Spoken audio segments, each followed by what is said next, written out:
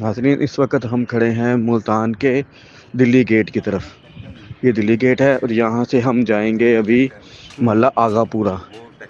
यहाँ पर हज़रत हसन शहीद रहमतुल्लाह अलैह की खानका है, इनका मज़ार है। और ये जगह मशहूर थी महल्ला आगापुरा भाई नंदलाल जी के नाम पर। बड़ी पुरानी गलियाँ, हिस्टोरिकल गलियाँ। और ये देखें, ये गली के ऊपर गली, यानी कि 2 मंजिला गली इसको आप कह सकते हैं। ये हम इस गली पे जा रहे हैं और यहाँ पर ये धनी का महल है। भाई नंदलाल जी सिखों में गुरु गोबिंद सिंह जी के साथी थे और फ़ारसी के बहुत बड़े आलिम थे। इनकी वजह से ही यहाँ का नाम महल्ला आगापुरा मशहूर है।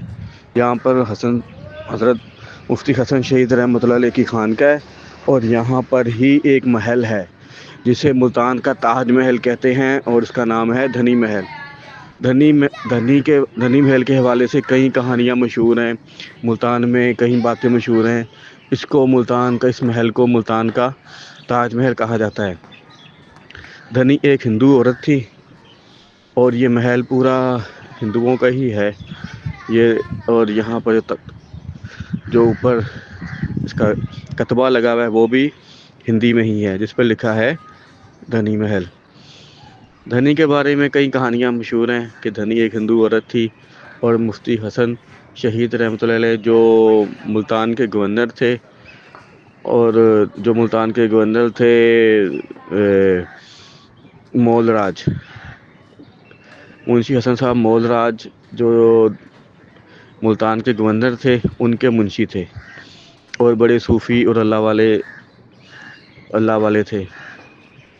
कहते हैं कि मुंशी साहब को इश्क हो गया था धनी से, जो बड़ी खूबसूरत दोशीज़ा थी। तो कहा जाता है कि ये उनके दर पर बैठे रहते थे और उसका इंतज़ार करते रहते थे। तो एक दिन धनी ने कहा कि तुमने मेरे लिए इतना वक्त ज़ाया किया, अल्लाह के यहाँ पर होते, अल्लाह की याद में अपना वक्त मसरूफ़ करते तो तुम कहाँ से कहाँ पहुँच जाते। इस बात ने उनके दिल पे चोट की और उन्होंने धनी को एक महल बना कर दिया जो ये है, और ख़ुद वो अल्लाह की याद में मसरूफ़ हो गए, अपने अल्लाह की याद में इबादत में मसरूफ़ हो गए। तो ये महल है, इसकी आपको सैर कराते हैं। और कहा जाता है धनी भी बाद में मुंशी साहब की लगन और इबादत और उनके इस तरह मुजाहिदा देखकर वो भी मुसलमान हो गई, और कहते हैं इसी महल में ही उसकी कब्र बनी थी। अब आगे कुछ पता नहीं, क्योंकि उसके वारिस हिंदू थे। 47 के बाद वो चले गए और ये महल आपके सामने है। मित्र प्यारे नू हाल मुरीदां दा कहना।